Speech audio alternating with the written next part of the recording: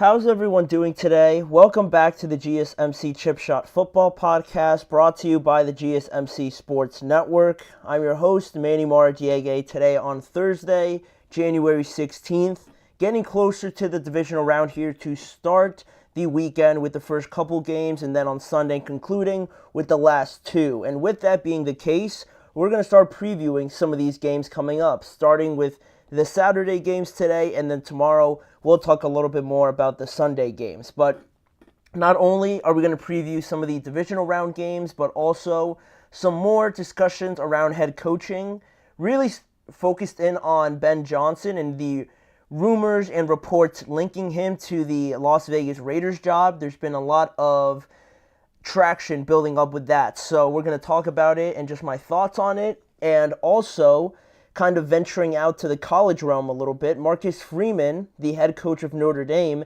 getting some looks from the NFL and some teams that could be interested in him to potentially be the head coach there. So we're going to talk about that whole scenario later on in the show, plus much more on today's episode. Make sure to stick around. But also, if you guys want to get involved with the show through any questions or comments or just any opinions you have on any of the topics we talk about during these live shows, please don't hesitate to let your voice be heard. It's always great to hear your guys' input and insight into anything, and just provide another sort of perspective when we're talking about different topics on these live shows especially. So if you want to make it absolutely sure that your message stands out and gets featured on any of the live shows, there's an easy way to do that. Just use the new Super Chat feature. Just click the $ at the bottom of the chat box to send in your Super Chat. In this way, it guarantees that your message gets on the air, and it's also a great way to support our channel, and we're able to see your message, read it out loud, and take the conversation maybe in a different direction. So go ahead, let us know what you're thinking, hit the Super Chat button, and let's keep this show as interactive and as exciting as possible. But now that you guys are aware of that, we can start jumping into the first topic on today's rundown, looking at more of the head coaching discussions around the NFL. And this one has to do with who I would say is probably the main guy everyone's trying to bid for, Ben Johnson. If you haven't heard of him, the Lions offensive coordinator, did a great job last year, and then he's just continued his work with that very talented group of players on that offense that he has. I think especially Jahmyr Gibbs, right? He's doing a great job with him. And just the offense, I believe they're the highest scoring team in the NFL. So obviously that's going to attract a lot of people, a lot of teams, and Ben Johnson is definitely one that I would say is the most sought after at this point. And according to a recent report, surrounding some of the teams that are interested in Ben Johnson, there's been some talks with Ben Johnson regarding the Las Vegas Raiders job. And according to these reports, some of these sources say that the discussions and conversations around Ben Johnson being the Raiders' eventual head coach have intensified, in their words. Not only that, but to kind of give a little bit of context here, according to The Athletic, Tom Brady is obviously, again, if you guys weren't aware, he's going to be a prominent factor for the Las Vegas Raiders, being a minority owner, and he's part of this support group, as I've read it be called, and for the Raiders and their owner, Mark Davis, and he's going to have a pretty decent role in who the next head coach is going to be, right? Why wouldn't you ask Tom Brady in that regard? So he's got a pretty prominent role to play here when hiring a head coach. And, according to The Athletic, Ben Johnson has been a candidate that Tom Brady has pretty much zeroed in on for their head coaching position. And going forward, or even going as far as saying, this is according to Super Illustrated, that they claim that Ben Johnson originally only planned to meet with the Chicago Bears, the Patriots, and the Jacksonville Jaguars. Those were the only teams that Ben Johnson initially thought that he was going to talk to, and, I guess gauged his interest. But, after a reaching out from Tom Brady, Tom Brady got in contact with him somehow, and he really got him to consider the Raiders head coaching job as well, when again,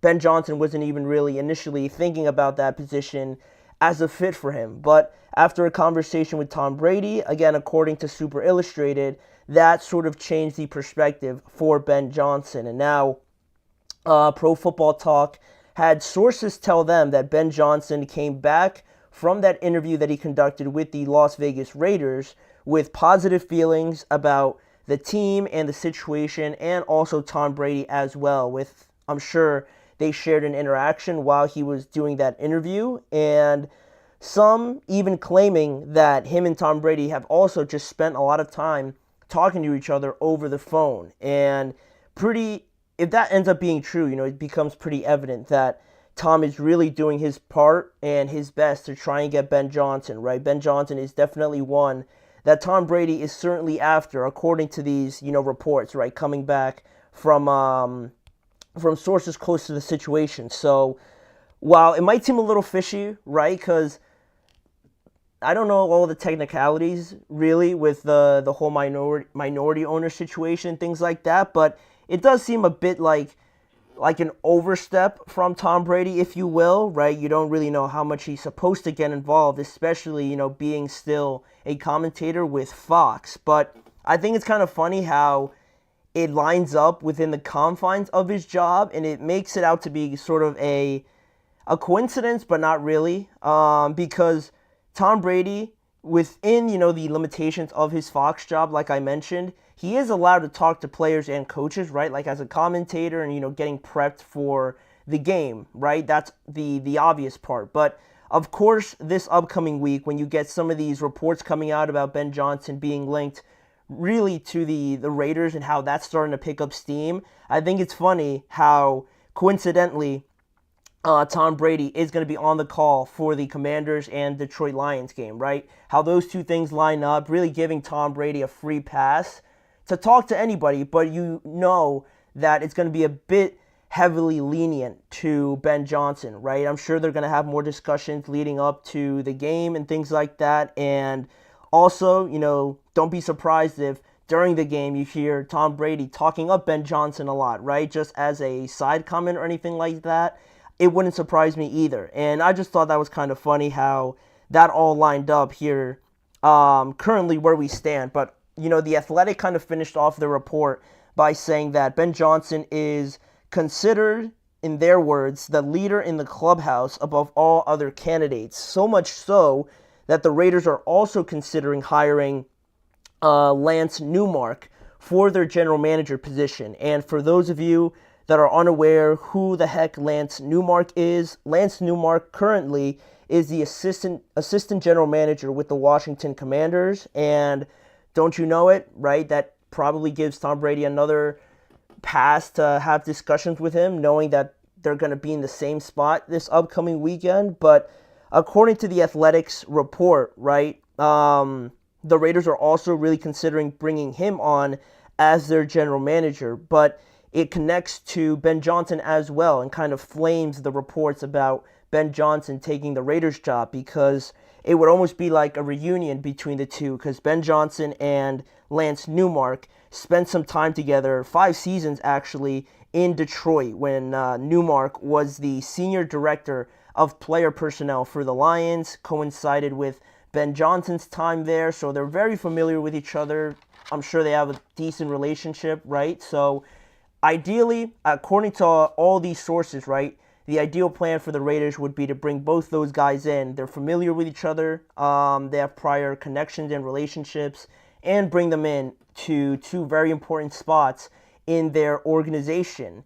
In an ideal world, right? But based on the NFL rules and things like that, and the fact that Ben Johnson and the Lions are still playing, we're not going to get an official announcement until they're eliminated, or I guess most likely until after the Super Bowl in this regard. So based on everything, I just laid out there, according to what a bunch of reports are saying, my thoughts on it, I didn't think that the Raiders job for Ben Johnson would pick up a lot of steam. I thought it was always going to be Chicago and Jacksonville. But to be clear, any team would really benefit from having Ben Johnson there as their head coach. I think he's going to be great, but I just really wasn't expecting it to be the Raiders, and it is exciting. If I'm putting myself in the shoes of a Raiders fan, to have two guys potentially come in and you'd hope have full power and the decision-making power, really,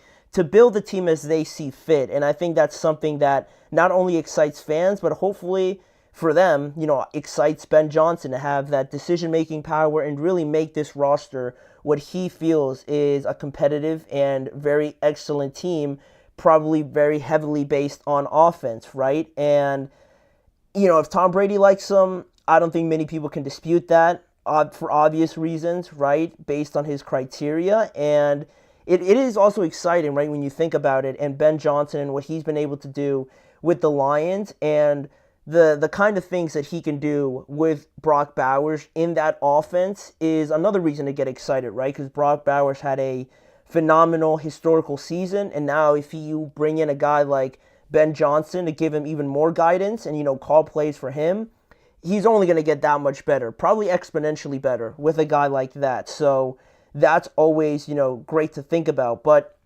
this team, don't get me wrong, they have Brock Bowers and everything, and we're very much projecting and talking about like Ben Johnson is already the coach. But if this were to be the case, the most interesting thing about this whole situation would be how, they approach the quarterback situation, because that's always going to be the biggest driving point about everything, right? The Raiders missed out on a quarterback last year, and you saw how that went this year. So is Ben Johnson and, that front office going to still be fond of Shedeur Sanders or something like that, or Cam Ward, or do they have their eyes on somebody else, maybe a veteran? How do they approach that? Because that's what it ultimately comes down to, right? Or the majority of it. So, yes, they got to get a quarterback. They have Brock Bowers, but still they need any sort of run game, offensive line help, and a lot of help on defense. So this is by no means anywhere near complete, but having a guidance of a Ben Johnson and things like that, I think would be the best first step you could take if you're the Raiders. So we'll see. Hopefully this is kind of gets developed quickly, just because I'd love to see where Ben Johnson goes, because he is definitely, like I said, the guy that a lot of people want to sign. So we'll see where the Raiders go, and maybe if anything else picks up, I'm sure we'll talk about it on here. But that is regarding one of the teams in the playoffs, and we're going to expand that now to the entire game coming up this weekend regarding Ben Johnson's Lions taking on the Washington Commanders. We're going to preview the night game coming up on Saturday for the divisional round of the playoffs. We're going to talk about the Commanders, the Lions, the matchups, the keys to the game, and everything that we usually do in these breakdowns. So that is coming up after the break. You're listening to the GSMC Chip Shot Football Podcast. I feel like I'm losing my mind. Is everybody in the world blind? Please, Lord, give me a sign, a sign.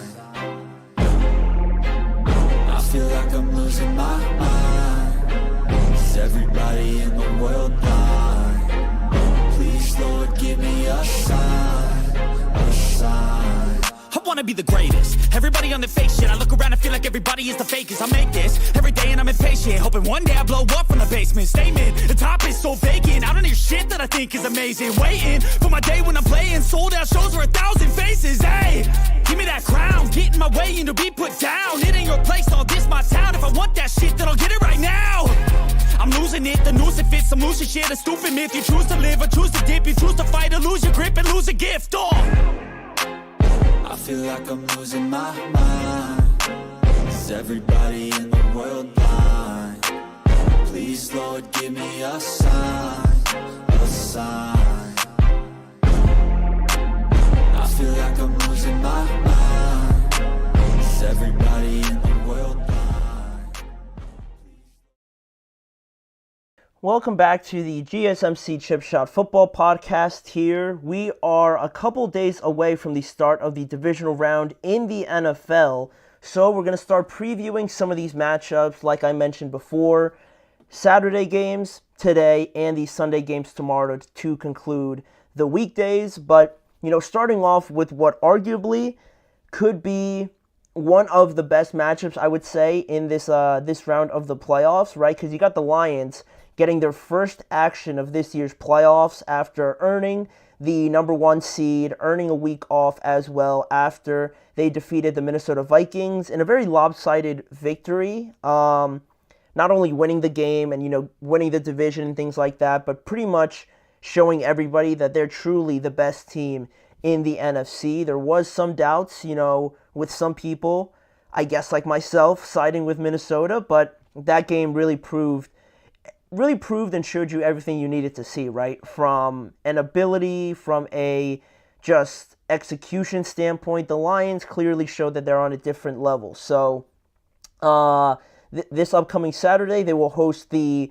only lower seed to win this past weekend in the Washington Commanders, right? Every other number or higher seed in the wild card round won, except the Washington Commanders. They were the only one to upset, technically, in the wild card round, winning 23-20 over the Tampa Bay Buccaneers. They surprised a lot of people, like I said, right? The Buccaneers look like the logical choice to pick, right? Playing at home, Baker Mayfield, the experience from last year as well. I'm sure pushed a lot of people in that direction, but for whatever reason, or not for whatever reason, but really for Jaden Daniels, I just felt like that gave them a good enough chance, and they ended up winning. So they got the win last week, and their superstar quarterback, Jaden Daniels, like I mentioned, had his fingerprints really all over this game.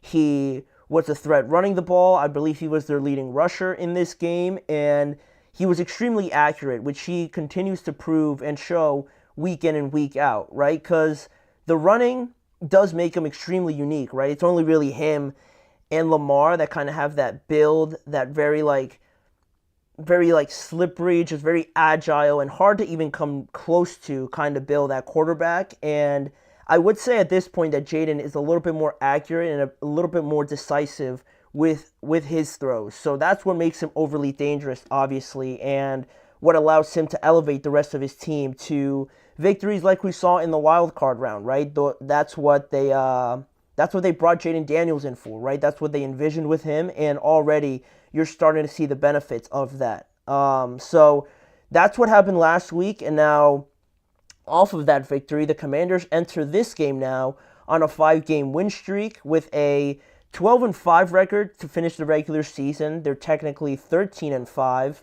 And that reminds me of something that I saw today. If Jaden Daniels gets another win, he would equal Ben Roethlisberger for the most wins in their rookie season with 14. So, I mean, he's close to doing it. It's going to be extremely hard, but, he's already in that category, historically speaking about things. So I thought that was pretty interesting to kind of put it in perspective. And also, him and the rest of this offense, really to their credit, because they do have some pretty decent players, like Terry McLaurin's obviously exceptional, but as a group, I definitely feel they can get better, but they have played well enough to be the 5th scoring highest offense per game in the NFL. They've scored 28 points per game entering into this contest, and the Lions aren't too far off. They're actually number 1 in the NFL in terms of scoring. They've entered with about 32.2, I believe, points per game going into this game, and they got a 15-2 record. Obviously, they enter on a 3-game winning streak leading up into this game. And what's funny about their 2 losses is that both of them have come at home. They lost at home to the Buccaneers, and they lost at home to the Buffalo Bills. And obviously, you look at the Bucs, the Commanders just beat the Bucs. So is that something to write into? Maybe not, just because it was so early in the season, but it is interesting to point that out. And also, they've only lost one time to an NFC opponent all year, right? Outside of Tampa Bay, no one's really been able to get one up on the Detroit Lions. They're undefeated in their division, and against every other conference opponent, that nobody else has really been able to keep up with them other than the Buccaneers, right? So that's also something to watch out for in this game.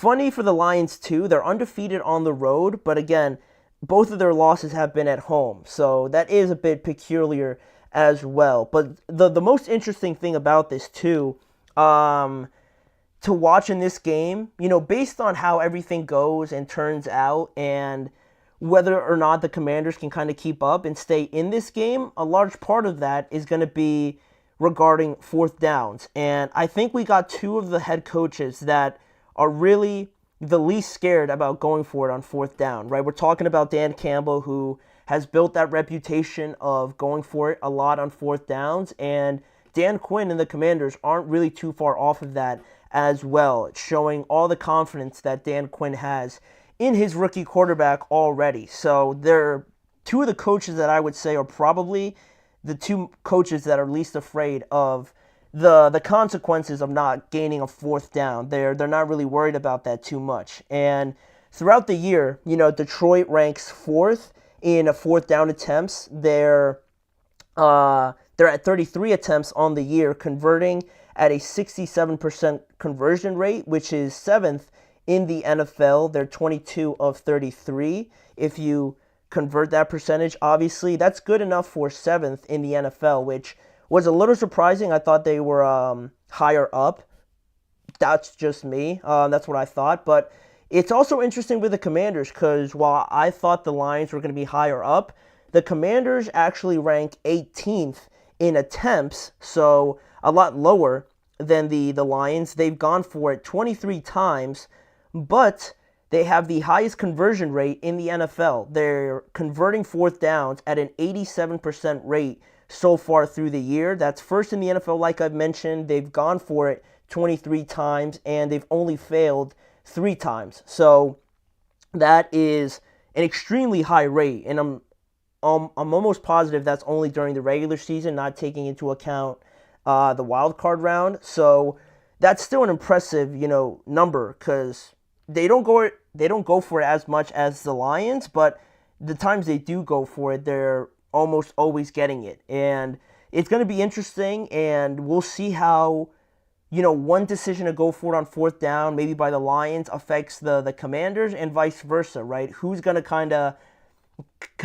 cave in first and get a little bit of cold feet, I would say, right? Because you want to go for it, right? And you have the opposing head coach also going for it. So you guys are kind of having like a individual battle, and I'll be very fascinated to see kind of how far they stretch it out, right? Maybe like a 4th and 3, 4th and 4, someone goes for it on a 4th and 5. It'll be cool to see how kind of far they push that limit. But that's going to be a huge deciding point in it as well, right? Keeping your offense out there, the momentum and everything like that. That'll certainly be something to watch out for. And in terms of injuries, the biggest piece of injury news for the Lions is that they're going to have David Montgomery back. And I don't mean for that to sound like lightly or anything like that. That's a huge portion of their offense because they were already looking great with just Jahmyr Gibbs. But when you have David Montgomery come back in there, it really makes it very, very tough for anybody to just really stop them or contain them all game because you got to deal with 2 guys back there, obviously. So he recorded a full participation this week in practice, so he's expected to be out there. And last week, or not last week, but 2 weeks ago for the Lions, they got a little bit of a scare with their rookie cornerback, Terrion Arnold, with a foot injury, but he's also been a full participant, so he should also be out there as well. But the only really injury to kind of keep an eye on is Kevin Zeitler, their offensive guard, who is dealing with a hamstring injury, and he still has not practiced going into this game. So we'll definitely know a lot more tomorrow about what his status is going into the game. But for the Commanders, it's just really Bobby Wagner. He's dealing with an ankle injury that has kept him out of practice, but if I'm not mistaken, he really didn't practice too much going into the wild card either. So it just might be one of those things that they just kind of hold him off of. Because, if we're being honest, Bobby Wagner doesn't really need to practice per se too much. And they could just have him out there during the games. And I wouldn't be surprised if they ended up doing that. But again, we'll know about more of that tomorrow. And that brings me now to the keys of the game for each of these teams. For the Lions, just don't let Jaden Daniels beat you. Don't let him convert first downs. Don't let him run for like 50, 60 yards on you. Really get after him, right? Once we saw kind of how they approached Sam Darnold in that high-powered offense, they got in Sam Darnold's face a lot. They brought a lot of extra bodies, and they made him really try to beat them, and they flustered him, quite honestly. So I don't think they're really going to rattle Jaden Daniels, but just getting a lot of people around him, making sure he doesn't break containment or just rush it up the middle for like 15, 17 yards, and gain first downs. I think that's going to be huge for them, and I expect them to play a lot of man coverage because I'm sure they favor their matchups over who the Commanders have on offense. And with that note, for the Commanders, the main key for them is the red zone defense. Because, quite honestly, I don't think they're really going to put up much of a fight against Jahmyr Gibbs and David Montgomery. Like, they'll try and keep it close, but I think at some point they're going to break off some big runs and they're going to get into the red zone. But once you get into that situation, really tighten up because the run game is obviously huge for the Lions, and for the Lions, to have that aspect of their offense be so good in the red zone is a huge weapon to use. But if you're able to tighten up in the red zone and really limit them to just field goals rather than just always scoring touchdowns, that's how the Buccaneers beat them, I believe, in week 4 or something like that. So that's exactly how the Buccaneers beat them, right? The Lions just had a very tough day in the red zone. So the Commanders just got to try and take the same approach, right? Because this is one of the worst rushing defenses in the NFL. They're actually third to last. So, again, doesn't really give me much hope of them stopping them. But in the red zone, with everything much more condensed, and if you run zone coverage very well in the red zone, you force Jared Goff to be very, very accurate. And he is very accurate, but doing that throughout the duration of the game to be almost perfect is a bit tougher than just running it and scoring touchdowns. So for me, that's what the Commanders got to do. And along those lines, it brings me to the matchups for this game. For the first one I'm looking at exactly what I just mentioned, right? Jahmyr Gibbs and David Montgomery back together again, going up against that Washington defensive line that, again, ranks third worst in the NFL. You'll probably be able to tell from the first drives how this is going to go. If the Lions are just dog-walking them up the field in the first drive to send a message, it's going to make me really nervous about the Commanders. So it's going to be huge also to kind of set the tone during the first drive. Another matchup I'm looking at is Cliff Kingsbury and calling his offense going up against Aaron Glenn, right? Two guys that could be head coaches next year. This is a great opportunity to put tape out there, right? How are you in these big game situations, calling and executing game plans and things like that? A lot of potential suitors are looking at that. So seeing these two guys go head to head and how well Aaron Glenn performed against the Vikings, we'll see if he's able to do that again against another high-scoring offense. So that'll be interesting to see that sort of chess match between the two coordinators. And the last one for me is guys like Dyami Brown, Zacchaeus, Zach Ertz, I guess I could throw in there as well. Those kind of guys, the secondary options for Jaden Daniels and the Commanders going up against the Lions secondary, because it's obvious that Terry's going to have to help out in this game, and he's going to have to contribute, obviously, but it's also going to be about those secondary guys, right? Dyami Brown had his best game, I think, of the entire season last week, and that was huge for them to get the win. So I feel like somebody else is going to have to step up. It could be Dyami Brown again, or it could be Zacchaeus, or Zach Ertz having a great game. So I think one or multiple of those guys are going to need to come through for the Commanders and Jaden Daniels. But we get to the part of the preview where we give our predictions, and I'm going to go with the Lions because unless they play like really sloppy and they show a lot of rust just from not playing, then it could be pretty close. But I just feel like it would be very uncharacteristic of the Lions and, Ben Johnson and Aaron Glenn to have so many things go wrong and just for them to really shoot themselves in the foot and really lose this game as much as the Commanders would have to win this game. And I just don't expect that from a team like the Lions, who have been so efficient and just so, pretty straightforward with what they want to do, run the ball, play action, things like that. They're a well-oiled machine. So I just don't see the Lions kind of just getting in their own way. And it's just a lot to ask of Jaden. It's one thing going into Tampa and beating the Bucs, but it's a whole other thing like upsetting the number 1 seed in their stadium. And I just think the guys around him, he might play great, but it's ultimately, a collective effort. And I just feel like everybody else is going to be just a step or two short. So I'm going to go with the Lions, and they're going to move on to the NFC Championship game after they defeat the Commanders. But I hope it's still a great game. That's really my main goal from these matchups. So we're not through these previews just yet because we have to talk about the first game of the divisional round coming up. After the break, we're going to preview the Texans and the Chiefs game, one of the 3 rematches that we have coming up this weekend in the divisional round. CJ Stroud is going to battle Patrick Mahomes yet again. We're going to do the exact same thing this time around the Texans and the Chiefs. So we'll be right back with that. Looking for your daily fix of sports talk without having to pay for it? GSMC Sports Network is available on YouTube. Just search GSMC Sports Network. Get your fix of daily sports talk shows on YouTube, absolutely free. NFL, college football, NBA, MLB, MMA, UFC, fantasy football, and so much more.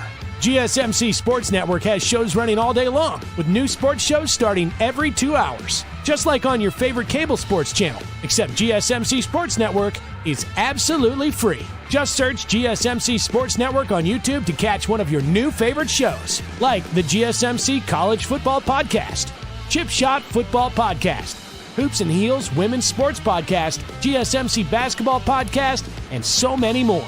Check it out for yourself. GSMC Sports Network, now available on YouTube absolutely free.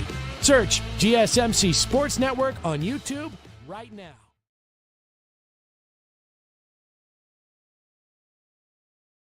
Jumping back into the action now, continuing to talk about the NFL playoffs, more on the divisional round coming up this weekend.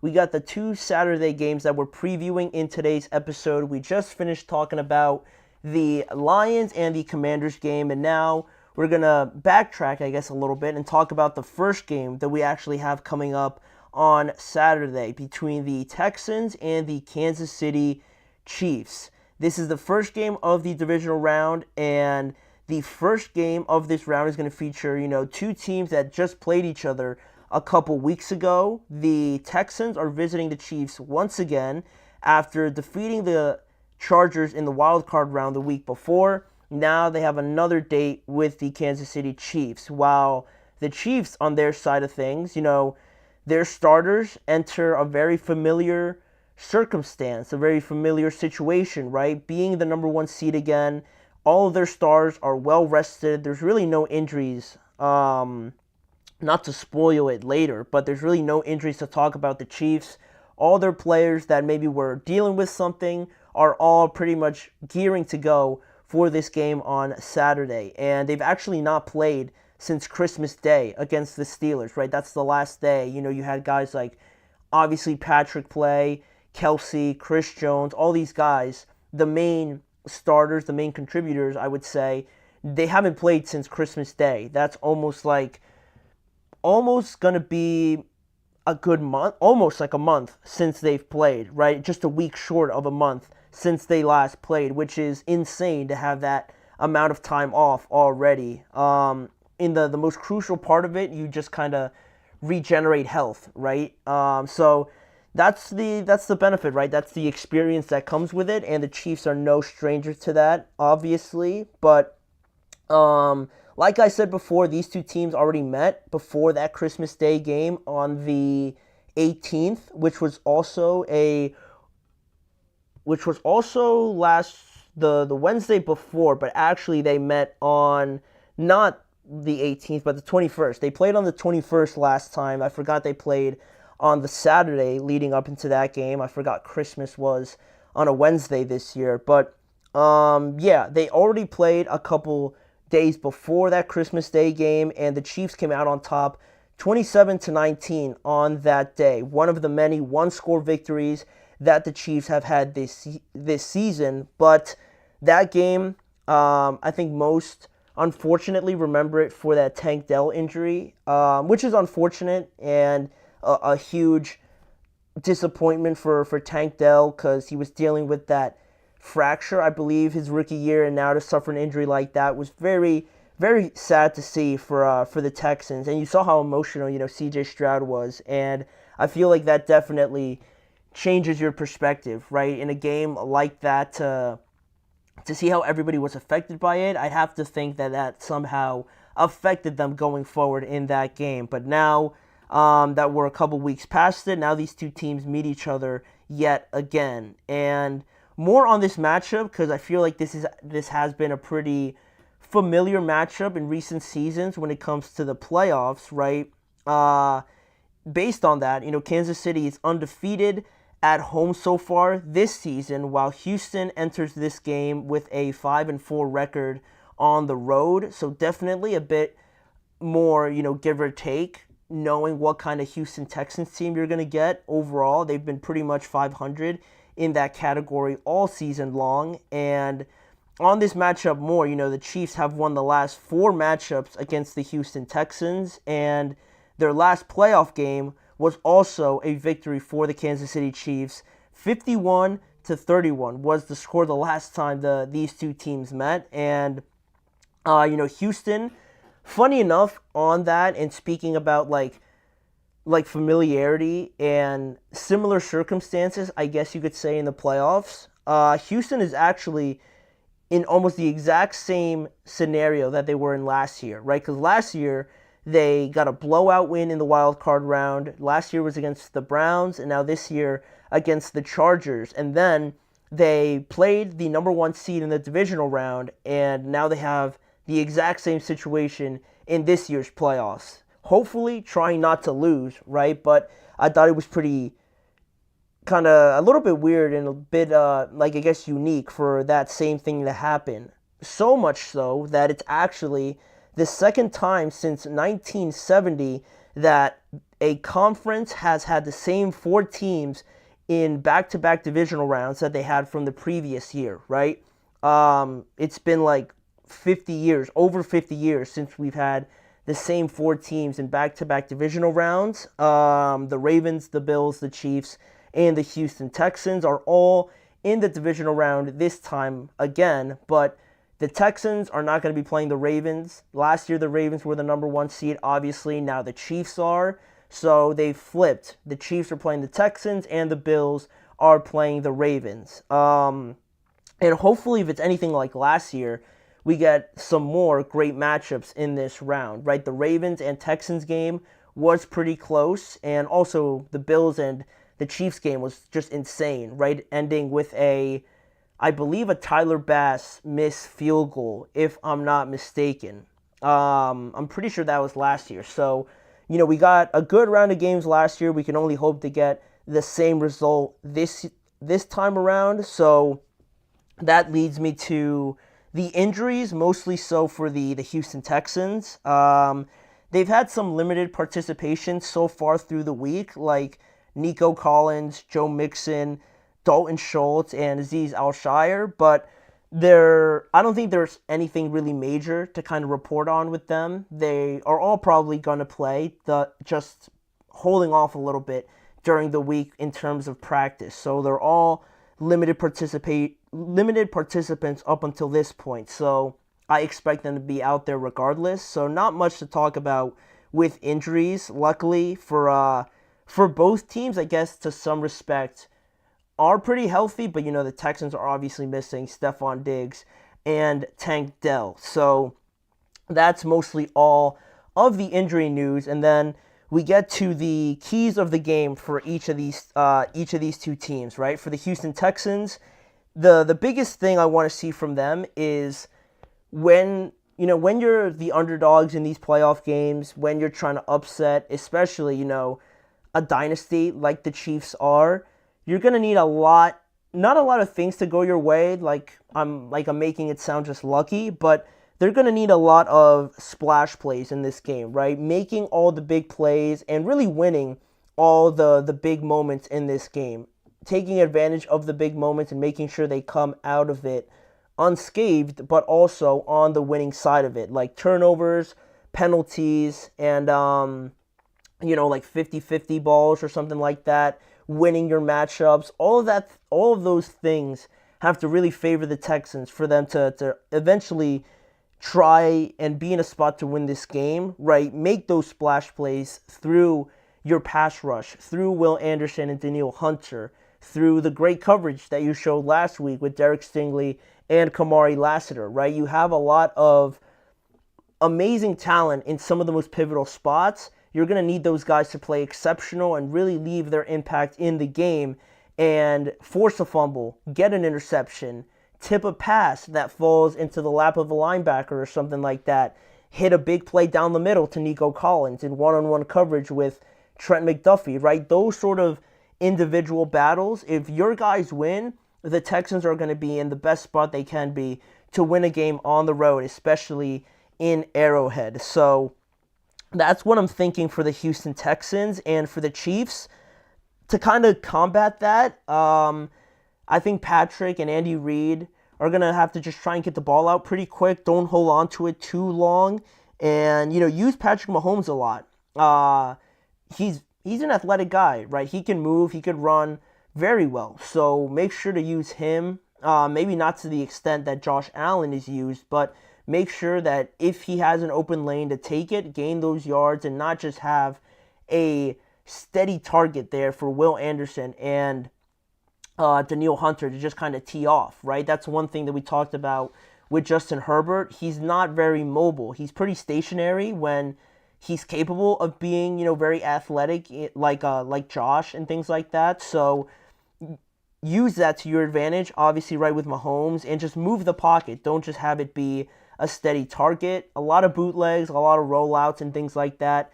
Keep these guys running, keep these guys moving, and really working for a sack. Don't let them cut any corners where, other immobile quarterbacks aren't really able to take advantage of it. So that's really what I want to see from them. And they got the guys to get the ball out quick, right? Just get the ball in the hands of Xavier Worthy, Marquise Brown, Travis Kelce, all these guys that you have at your disposal. Get in rhythm pretty quick and frustrate, those pass rushers that really can't get to the quarterback in like a second or so. So that's what I'm looking the Chiefs to do in this matchup. And speaking of matchups, pretty simple for this game. I have the same three matchups on here. I have Joe Thuney. They're technically one of their guards. I'm pretty sure he mostly plays guard. But in this case, going out to left tackle because of the injury to their, first left tackle and just really not having a steady player at that spot. They've tried a couple guys, but really that spot's been a worry for them all year long. But Joe Thuney's doing a pretty good job of it. But he's going to have his hands full again with Danielle Hunter and Will Anderson, whoever ends up playing on that side. So if he's able to just hold his own one-on-one, it definitely makes it easier for this offensive line. And if you don't have to get the ball out quick because they're doing a good job, then that's just an added bonus as well. So that's one of the matchups I'm looking for. Another one, pretty simple, Nico Collins against Trent McDuffie. I thought Trent did a pretty good job with him, guarding him in their first game, and he's going to have to do the same thing again because Nico's really the main guy, obviously, that CJ's trying to get the ball to with all the injuries. And if you're the Chiefs defense, right, I expect them to play a lot of man coverage anyway and, send a lot of guys at CJ Stroud, really forcing CJ to have like John Mechie or Robert Woods or Hutchinson. These guys are going to have to, essentially beat the Chiefs, right? That's going to be the Chiefs' game plan a little bit. And it starts with Trent McDuffie going up against Nico Collins. If Trent's able to hold his own and take Nico out of the equation, then that's a huge swing in their favor, obviously. And that's the second matchup. And the last one I have on here is just defensive lines for both teams going up against their running games, because the Chiefs can throw Pacheco at you, they could throw the rookie running back at you, they could throw Kareem Hunt at you, Xavier Worthy when he's back there as well. They got a lot of guys that they can incorporate in their running game, and that's something that's been very prominent with them this year. And on the other side, the Texans really didn't have a lot of success with Joe Mixon in the first game, right? And I think that's going to have to obviously change, or we're going to see the same result. So how successful the Texans can be versus how, I guess, efficient the Chiefs can continue to be going back to their last game as well. So those are all the matchups. And in terms of predictions, I think this one was a pretty easy one for the number one seeds. I'm going to go with the Chiefs anyway, because they're the Chiefs. I'm not going to bet against Patrick or Andy Reid, but also like the Chargers made a lot of mistakes that hurt themselves last game, and it kind of buried the mistakes that the Texans made as well, and they were just able to overcome it because the Chargers made more mistakes than they did. And in this game against the Chiefs, they're not really going to have too many of those opportunities, right? You might get one, but if you're not able to be on your A+ game for 60 minutes, usually it ends up finishing in a way like the Chiefs just outlast most of their opponents, and most of their opponents just end up, just kind of falling off, right? Not being able to keep up. So that's really my biggest, deciding factor in all of this. And I mean, if Stephon Diggs was playing and Tank Dell was playing, it would be a whole nother, situation, because, I'm sure Stephon Diggs wants to beat the Chiefs more than anyone, and especially with the opportunity to play the Bills in the conference championship, how much of a movie that would be, but obviously that's not possible. So they got a lot of injuries, and you want to talk about, offensive lines being shaky. The Texans had C.J. Stroud as one of the most stacked quarterbacks in the NFL this year, and I don't think that's going to hold up against, obviously, Chris Jones and George Karlaftis and these guys. So that's also going to be one that I'm pretty worried about, honestly, with the Texans, especially if they can't get the ball to Nico. It's going to look a bit discombobulated, I would say. So I'm going to go with the Chiefs. They're going to move on. Nothing new, really. So we're going to go with the Chiefs. They're going to move on and beat the Houston Texans. And we'll talk about the other games tomorrow. But for right now, for the rest of this show, we're going to talk about some more news regarding head coaches. This time extending it a little bit to college football and the reported interest of the Chicago Bears in Marcus Freeman. If you're unaware who Marcus Freeman is, he's the Notre Dame head coach currently. He's going to be playing for the national championship on Monday, and his recent success with the Fighting Irish has garnered the attention of the Chicago Bears, who are obviously looking for a head coach. So we're going to talk about that potential reality, right? Marcus Freeman, could he at any point soon or later join the NFL ranks? We're going to discuss that and everything surrounding that when we return after this.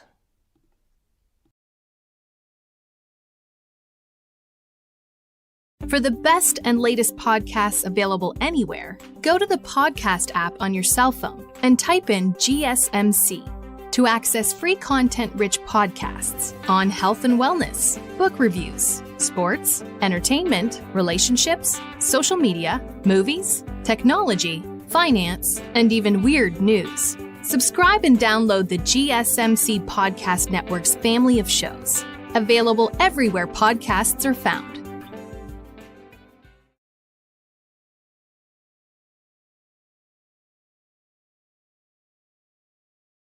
We are back now quickly on the show to continue discussing from our previous, segment at the beginning of the show regarding the appointment of potentially Ben Johnson to the Las Vegas Raiders. Now we're going to talk about Marcus Freeman. Not really a name associated with the NFL really this year. He's obviously doing all of his work at the college level, right? Doing a great job at Notre Dame. He's going to be playing for a national championship this upcoming Monday, but his success and, the way he's improved and his development has gained the attention of a lot of people in the NFL. And what stands out about, Marcus Freeman and really the connections to the NFL is that really with the Chicago Bears, I should say, during this extensive, head coaching search that they've been on, rightly so, I remember at one point, their general manager, Ryan Poles, saying that that we may see some unexpected candidates for them interviewing for their head coaching position, really because they just wanted to cover all the bases. They wanted to be very thorough about it and really just turn all possible stones to make sure they get the ideal candidate in there to be their head coach, because obviously they know the importance of what they're dealing with, right? They got Caleb Williams in the end, but now that you actually have him, you can't mess it up and not take advantage of it and just have like another Justin Fields situation, right? So this is as important as any decision that we're going to see this offseason. So obviously Ryan Poles made that statement because he knows the severity of their next move. So now we get to this report, right, about Marcus Freeman, and it definitely fits what Ryan Poles is saying, right? I was not expecting to be talking about Marcus Freeman in any relationship to the NFL, at least not yet, because of his early success so far at Notre Dame. I just felt like it's a bit early, but I'm not going to get into it yet. I'm first going to, let you know what the report said. It came from the NFL Network this past Sunday that Chicago would like to have an interview with Notre Dame head coach Marcus Freeman. And while he's like knowing from an outside perspective what Marcus Freeman is like based on, some of the quotes he said and, just watching some content on him, there's no way he's taking like any calls or anything like that right now. He's 110% engraved in trying to win this national championship. So it's been, a couple days now since this report's come out, but I don't expect any sort of interview until after the national championship. So that's where, we haven't really seen anything regarding an interview with Chicago and Marcus Freeman yet, but I still think it's a possibility that it is coming up right after the national championship, right? And on that note, while he's got, the national championship to prepare for, it hasn't stopped the NFL from noticing him and, talking about him, obviously, sooner rather than later. What he's doing is getting a lot of attention, right? And not just the success on the field, but also I think what's really attractive of him from a head coaching perspective is how you hear him talk in some of these press conferences, right? How, very like just straightforward, and there's no like sarcastic or any sort of, like funny business around him, I guess is the best way to say it, for lack of a better term, right? He's very serious and intentful about his job and the kind of program that he wants to build there at Notre Dame. And I think what the NFL has also noticed, going back to the performance aspect of it all, is that he's only in his third season as the head coach of Notre Dame, and he has a 14-1 record this year. They're in the national championship. He has a 33-9 overall record in his 3 years there, and he's improved that record each and every year, right? He's had some head-scratching losses for sure, but still, you can't ignore what he's doing at Notre Dame, and especially this year, right? In the first year of the expanded playoffs and things like that, and really having Notre Dame in this competition where in the old format they might not have made it, and the way that he's performed, and not only how he's performed, but along the way during this run, beating some high-profile opponents like Indiana, and how impressive they were in some of these games. I think most people were still going to go with Notre Dame, but that was an impressive win just based on how they won. Also, beating Georgia and Kirby Smart as well, a established, very well-known program in college football. Notre Dame was able to beat them, through their identity and how they play, tough defense, running the ball at an efficient level. They were able to defeat Georgia, right, one of the favorites. And then this past round, they played Penn State in a game where most people were siding with Penn State. And again, through the same way, great defense, tough running through Riley Leonard, and just making and winning the key moments, Notre Dame was able to win again. So they not only beat Penn State and James Franklin, Georgia and Kirby Smart, and Indiana as well.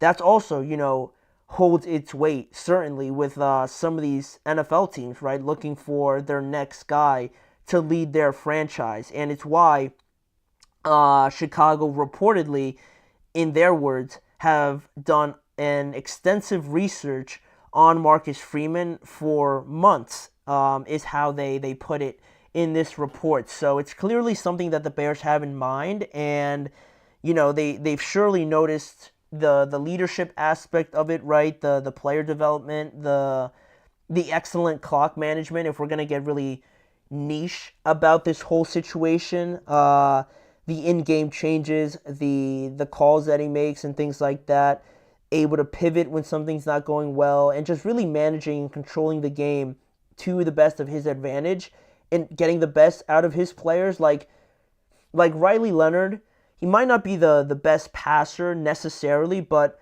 in those crucial moments when you got to have it, and even credit to Marcus Freeman also for really leaning into his ability to run and having success that way, is another reason why I think a lot of people are coveting Marcus Freeman for an NFL coaching gig as well. So all of the good things are obviously there with Marcus Freeman, who is only still like 39 years old, and really on the brink of such a career milestone, potentially this upcoming Monday. I want to say that first on this topic of, should Marcus Freeman consider a move to the NFL? I think my answer would be yes, but just not yet. I think it's a bit early. Like I mentioned before. In 2025, I feel like Notre Dame is still just it's just like I said, they're just on the brink of really having a special, run here. I think this is really the beginning of it, of being like a established playoff team with Marcus Freeman, at least maybe for just one more year. But if they're able to, get over the hump and win the national championship, that's going to do wonders for their football team, for their program, for the university as well, and, for years to come, right? Because everyone is going to notice that and look at Notre Dame differently, right? And he's going to obviously get a lot of credit for it, and I just feel like that's a special thing to be part of. And based on Marcus Freeman, who he appears to be, just again, from an outside perspective, he was promoted to be the head coach after, he was an assistant coach, and very young, still a very young head coach, and probably feeling like he really had to do a lot to build this program up as the leader of it. I'm sure that he wants to have some years there and really benefit and really enjoy where he's brought Notre Dame to, essentially. So I feel like just making a move to the NFL, while it is intriguing, it's really not going anywhere. If he wins the national championship, or really if he loses also, Notre Dame is still gonna have a lot of attention and a lot more, notoriety going forward when it comes to, these big games and performing at the biggest stage.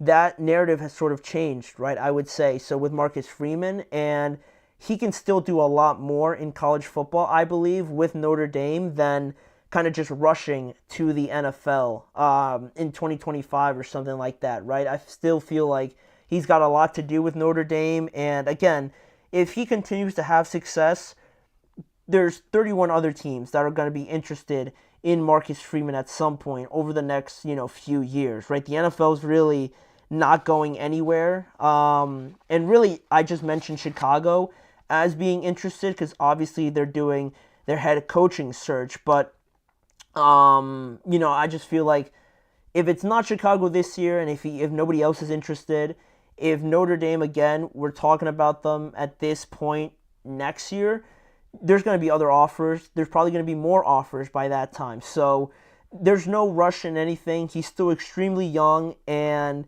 he could have, like, again, a lot of influence and a lot of success at Notre Dame, sort of like the conversation we've had with Dion at Colorado, right, and really making that his own.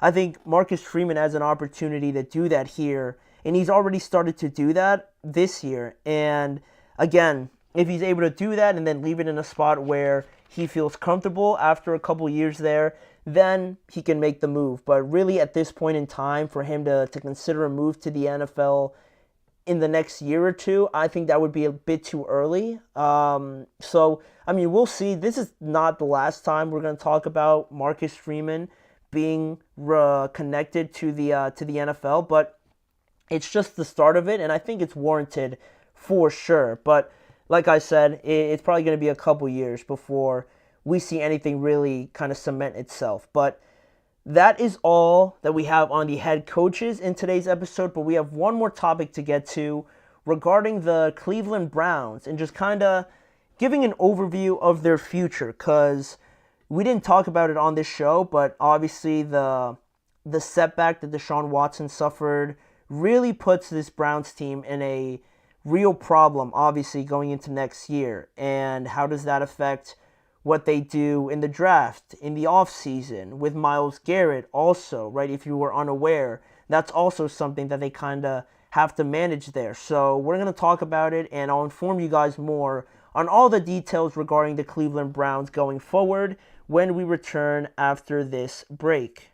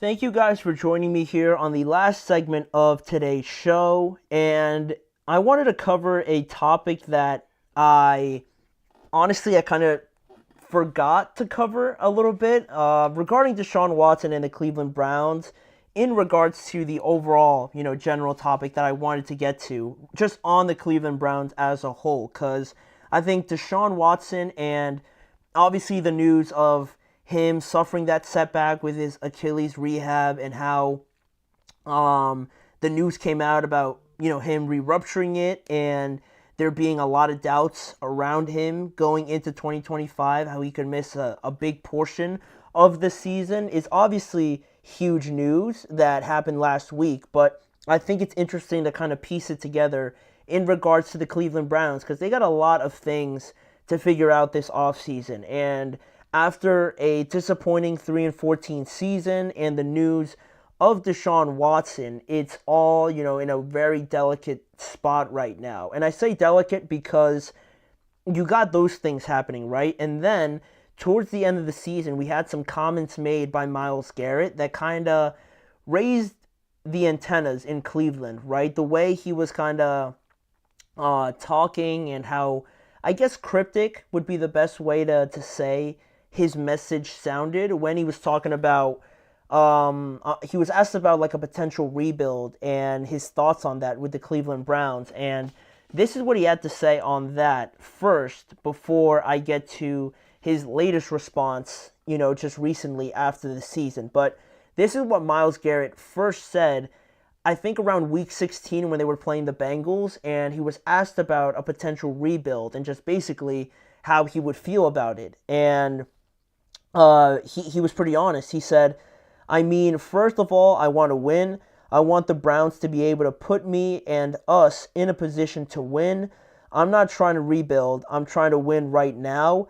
I want that to be apparent when the season's over and we have those discussions. I want them to be able to illuminate that for me, illustrate that for me, so that can be something that I can see in the near future. So pretty much he laid it out there, plain and simple for the Browns, right? Like, he's not in any sort of mindset to just accept that the Browns, I guess, are going to be not tanking, but that he's just going to be okay with them being on the losing end of things for a year or two to go, going forward, that he's just supposed to be okay with it. He pretty much said it plain and simple there that he's not okay with that, and he didn't directly ask for like a trade or anything like that, but the way he's talking, you can kind of assume that if they were to keep losing, or if they were just to display anything to Myles Garrett that kind of suggests that they're not really going out there to make this team a true competitor, then they could have discussions about his future going forward and how he's just not going to accept anything less than being a competitive team. He's not going to be for the misery years that the Browns have had, right? And he shouldn't, obviously, because of the kind of player that he is, right? He definitely deserves to win right now, like he said. And it's something that has seemed to have become a little bit more positive, I would say, over the last couple weeks, right? Because after the season has ended, and if you guys watched the recent episode of Hard Knocks, he had a different tone about it now. On that episode of Hard Knocks, he said something along the lines like, how are we going to make the most of the talent that is here, and that they're actually closer than some people may think when it comes to, turning that corner and being competitive. So he was talking to general manager Andrew Berry in that clip, actually. So it seems like whatever conversation they had, or whatever sort of dialogue, I guess also, it made Myles kind of feel a bit more optimistic about it. And he said it, he said that they're actually closer than a lot of people think when it comes to making the Browns competitive again. And it's a relief, certainly, because it kind of seemed like Myles could be pretty straight up about maybe asking for a trade if he felt like the Browns were really not going to be in a spot to compete going forward. But they obviously said something that he now believes in. And despite his positive outlook, it's still an interesting topic to think about, because I do agree with him, because Cleveland does have great talent, especially on that defensive side of the ball. And with that, you can do a lot, right? And they have been able to do a lot. I mean, just going back to last year, they were in the wild card round and things like that, right? And you got guys like Myles, obviously, like Denzel Ward on that side. Grant Delpit's obviously back there as well. And they got some good playmakers on that side of the ball. Their defensive coordinator, Jim Schwartz, is very good, and he's helped them keep that standard over the last few years that he's been there. Well, that's all true, and I agree with Myles, right, about the talent and things like that. Their offensive line, too, is not that bad. Nick Chubb, it was always going to be hard for him to perform coming off of that nasty injury, so I expect him to be better. He's still a very impactful player for them. Just this year was always going to be tough, and Jerry Jeudy showed you some things as well. You can throw in David Njoku. With all that being said, and the positive outlook that Myles Garrett now has, it just always falls to the quarterback situation, right? It's hard to ignore it, obviously, because a bunch of teams can tell you how talented they are and how successful they have been over the last couple of years, but without that quarterback, right, it always just ends up being underwhelming and just disappointing, right? I mean, just look at the Vikings, right? It was last year with Kirk, very talented team, just unable to do it. I know Kirk was hurt, but even a year before that, in the playoffs and things like that, losing to the Giants and the Browns, same thing, being successful, being in a good spot to have the talent and everything like that. We saw it at the beginning of the year where they had all this great talent, but unfortunately, Deshaun just hasn't really panned out to be what they had hoped for and what they traded a ton of draft capital to the Houston Texans, basically to build the team that they have now. It obviously looks bad for the Cleveland Browns, especially because they gave Deshaun all that guaranteed money. So those are the negatives about that, right? Obviously, trading so much for Deshaun Watson, paying him so much money, and just still to this point, not having him look settled in at all, being riddled with injury is always very tough for anybody, but Deshaun also, with all those expectations on him, has also been battling with that, and you can't even really, have him get another opportunity out of it, because that's where we get into this season and how this could be one of the biggest off seasons for them, because even if you did want to give Deshaun another opportunity, now he has this injury setback, right? So you're in a really weird spot where, the discussion now is, what do you do at quarterback, right? Deshaun probably won't be there, so you have the number 2 overall pick to, there's a bunch of things you could consider now, and they're going to be things that the Browns have to kind of wrestle with over the offseason, and then we're going to get a real understanding of where this organization is going to go, right? What's the answer? A quarterback is one of it. Do you use that second overall pick, to maybe draft a quarterback? You can, right? Cam Ward and Shedeur Sanders are going to be there. One of them is going to be there. So do you use that very coveted draft pick to draft your quarterback? Or maybe you use it to trade for more draft capital. You move back and improve another position on this team. But then if you do that, you're probably going to have to go with a veteran quarterback. And do you feel like any of these veterans are really going to make you a contender going forward in 2025, right? Like Sam Darnold, Kirk Cousins, like Russell Wilson, Justin Fields, any of these guys? Do you really feel like they're going to take you to where you want to go in 2025? Do you feel like essentially that's going to be worth it for you over the next year while, Deshaun obviously comes back and gets healthy, right? Is that something do you want to kind of explore?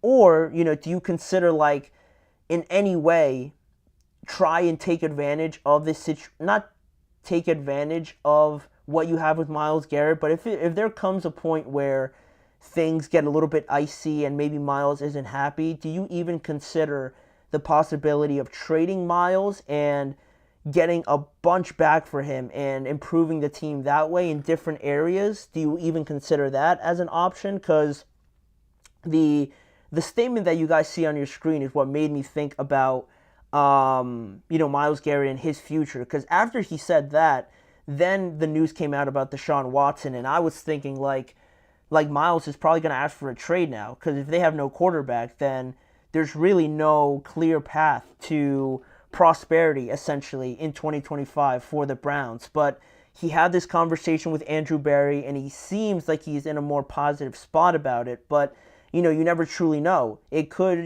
just go, it could make a sharp turn left one day, and, this situation gets pretty ugly. And then is that something do you even consider if you're the Browns and maybe trading him to improve the rest of this roster, right? Is that something that you're even going to consider?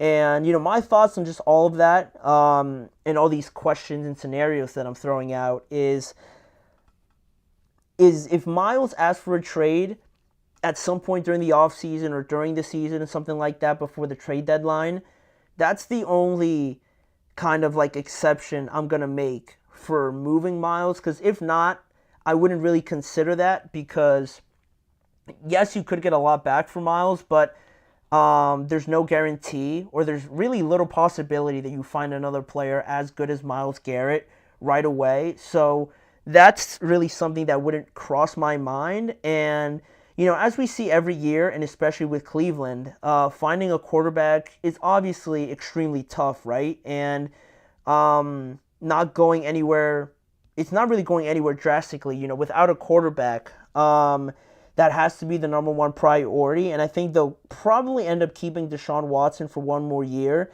and then parting ways with him, because it would be pretty harsh to just cut him this year while he's, rehabbing and everything like that. I feel like they wouldn't do that. So my feeling around it is that they're going to keep Deshaun this year and try to sign a very cheap, team-friendly deal with a veteran quarterback, and then along those lines, I would also trade down in the NFL draft, trade that number 2 pick to like the Raiders or something like that if they want to go after Shedeur Sanders, and see what other improvements you can make, right? It's a tough situation, right, because of the Deshaun injury and Myles Garrett and his future and things like that, but it can be turned into a pretty positive situation if they play their cards right. They find a veteran quarterback that they like, that they feel like can make them competitive, right? It seems a little bit bleak,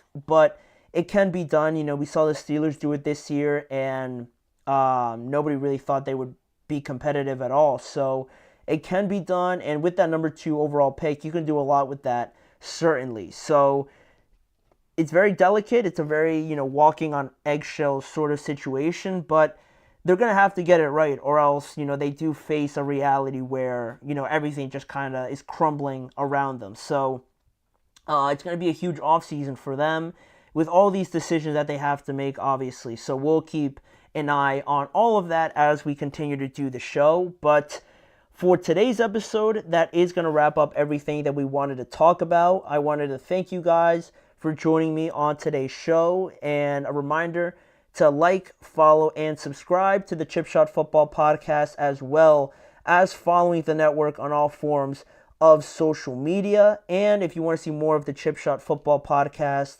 check out the Sports Network channel and the GSMC Podcast Network channel on YouTube, where you can find more coverage and just a breakdown of the NFL with me, Manny Maradiaga, as your host.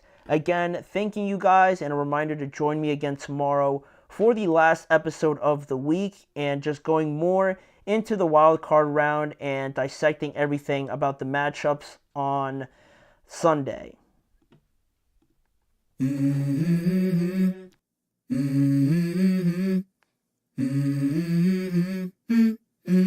Let's go. I wake up to a little bit of drool on my pillow, feel like it's gonna be a bad day. Yeah, I'm tired of shit, and the coffee ain't hit yet, damn, ain't that great.